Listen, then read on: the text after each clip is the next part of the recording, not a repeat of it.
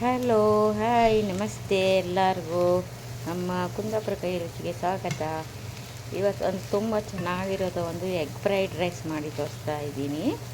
ದಿನಾಲು ಅನ್ನ ಸಾಂಬಾರು ತಿಂದು ಬೋರಾಗಿರುತ್ತೆ ಫ್ರೆಂಡ್ಸ್. ಡಿಫ್ರೆಂಟ್ ಆಗಿರಲಿ ಅಂತ ಒಂದು ಎಗ್ ಫ್ರೈಡ್ ರೈಸ್ ಮಾಡಿ ತೋರಿಸ್ತಾ ಇದ್ದೀನಿ. ಎಲ್ಲೂ ಸ್ಕಿಪ್ ಮಾಡಬೇಡಿ, ಕೊನೆಯ ತನಕ ನೋಡಿ. ಹಾಗೆ ಒಂದು ಕಮೆಂಟ್ಸ್ ಹಾಕಿ. ಇನ್ನೂ ನನ್ನ ಚಾನಲಿಗೆ ಸಬ್ಸ್ಕ್ರೈಬ್ ಆಗದಿದ್ದವರಾದರೆ ಮೊದಲು ಬಾರಿ ನೋಡೋದಾದರೆ ನಿಮಗೊಂದು ಬೆಲ್ ಬಟನ್ ಪ್ರೆಸ್ ಮಾಡಿ, ಆಮೇಲೆ ಲೆಫ್ಟ್ ಕಡೆ ಇರುವ ಆಲನ್ನು ಒತ್ತಿಬಿಡಿ. ಆವಾಗ ನಾನು ಹಾಕಿರೋ ವಿಡಿಯೋ ಎಲ್ಲ ನಿಮಗೆ ನೋಟಿಫಿಕೇಷನ್ ಬರುತ್ತೆ. ನಾನು ಮಾಡುವಂಥ ಅಡುಗೆಯೆಲ್ಲ ನೀವು ನೋಡ್ಬೋದು.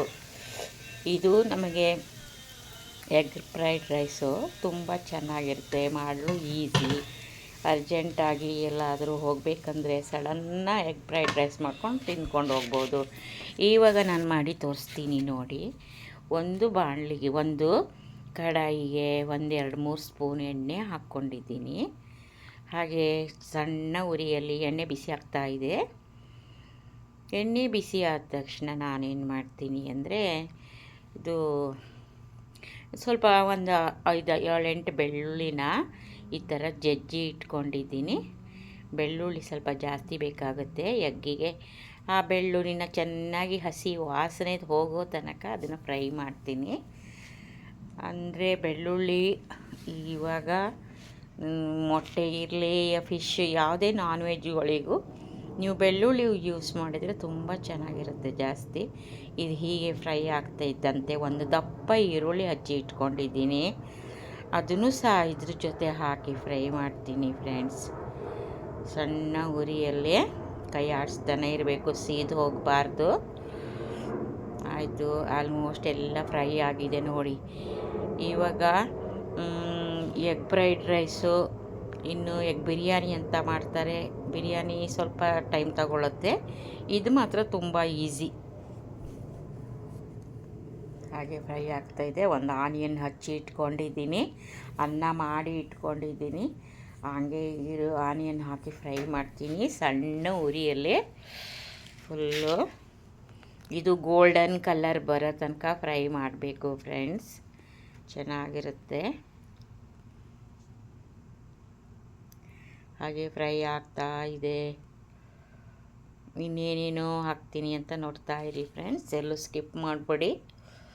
ನೀವು ಯಾವ ಥರ ಮಾಡ್ತೀರಂತ ಗೊತ್ತಿಲ್ಲ, ನಾನು ಈ ಥರ ಮಾಡ್ತಾ ಇದ್ದೀನಿ ನೋಡಿ. ತುಂಬ ಚೆನ್ನಾಗಿ ಬರುತ್ತೆ.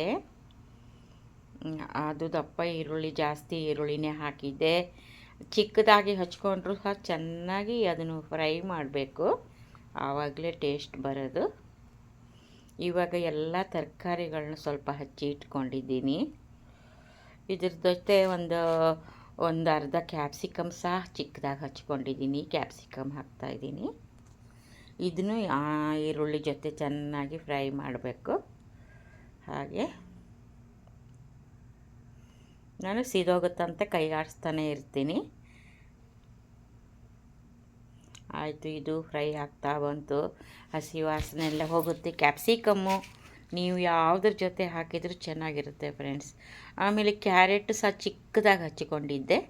ಕ್ಯಾರೆಟು ಒಂದು ಅರ್ಧ ಬೌಲ್ ಕ್ಯಾರೆಟು, ಆ ಬೀನ್ಸು ಸಮೇತ ಚಿಕ್ಕದಾಗಿ ಹಚ್ಕೊಂಡಿದ್ದೆ, ಅದನ್ನು ಹಾಕ್ಬಿಟ್ಟು ಇದೆಲ್ಲ ಒಟ್ಟಾಗಿ ಚೆನ್ನಾಗಿ ಫ್ರೈ ಮಾಡ್ತೀನಿ. ಈರುಳ್ಳಿ ಅದೆಲ್ಲ ಮಿಕ್ಸ್ ಆಗಿ ಎಣ್ಣೆಯಲ್ಲೇ ಫ್ರೈ ಮಾಡ್ತೀನಿ.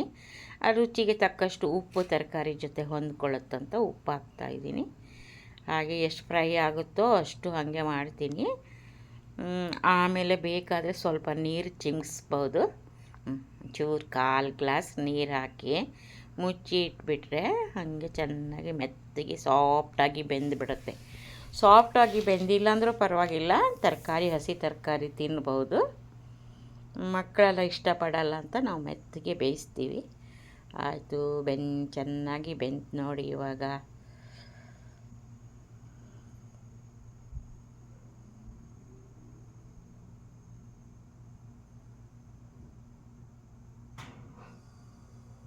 ತರಕಾರಿ ಎಲ್ಲ ಬೆಂದಿದೆ. 4 ಎಗ್ ರೆಡಿ ಮಾಡಿ ಇಟ್ಕೊಂಡಿದ್ದೀನಿ. ಈಗ ಮೊಟ್ಟೆ,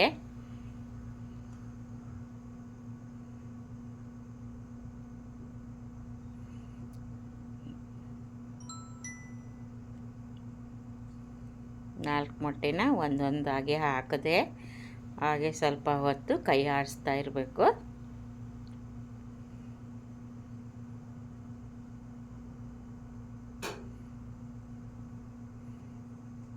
ಈ ತರಕಾರಿ ಜೊತೆ ಮೊಟ್ಟೆನೂ ಹಾಗೆ ಬೆಂದ್ಬಿಡುತ್ತೆ.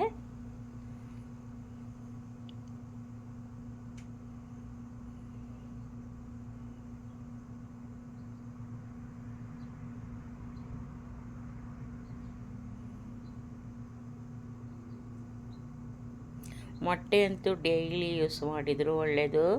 ಫುಲ್ ಕ್ಯಾಲ್ಸಿಯಂ ಸಿಗುತ್ತೆ ಅದರಲ್ಲಿ, ವಿಟಮಿನು, ಹಿಮೋಗ್ಲೋಬಿನು ಎಲ್ಲ ಇಂಪ್ರೂವ್ ಆಗುತ್ತೆ. ಒಬ್ಬೊಬ್ಬರು ಡೈಲಿ ಒಂದೊಂದು ಮೊಟ್ಟೆ ಬಾಯ್ಲ್ ಮಾಡ್ಕೊಂಡು ತಿಂತಾರೆ.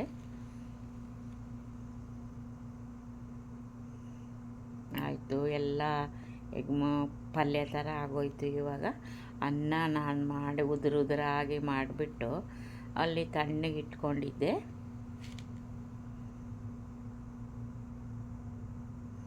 ಒಂದು ತಟ್ಟೆಯಲ್ಲಿ ತಣ್ಣಗಾಗೋಕೆ ಇಡಬೇಕು. ಅನ್ನ ತುಂಬ ಮೆತ್ತಗೆ ಆಗಬಾರ್ದು, ಸ್ವಲ್ಪ ಉದುರಾಗಿ ಇರಬೇಕು. ಚಿತ್ರಾನ್ನಕ್ಕೆಲ್ಲ ಹೇಗೆ ಅನ್ನ ಮಾಡ್ಕೊತೀವೋ ಅದೇ ಥರ ಇರಬೇಕು. ಆಯಿತು, ಎಲ್ಲ ಮಿಕ್ಸ್ ಮಾಡಿ ಆಯಿತು. ಇವಾಗ ನಾನು ಅದಕ್ಕೇನೆಲ್ಲ ಆ್ಯಡ್ ಮಾಡ್ತೀನಿ ನೋಡಿ.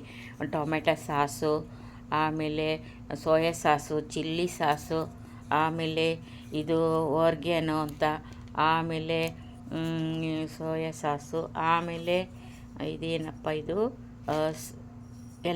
ಇದೆಲ್ಲ ಹಾಕಿಬಿಟ್ಟು ಸೋಯಾ ಸಾಸು, ಚಿಲ್ಲಿ ಸಾಸು ಇದೆಲ್ಲ ಹಾಕಿಬಿಟ್ಟು ಚೆನ್ನಾಗಿ ಮಿಕ್ಸ್ ಮಾಡ್ತೀನಿ.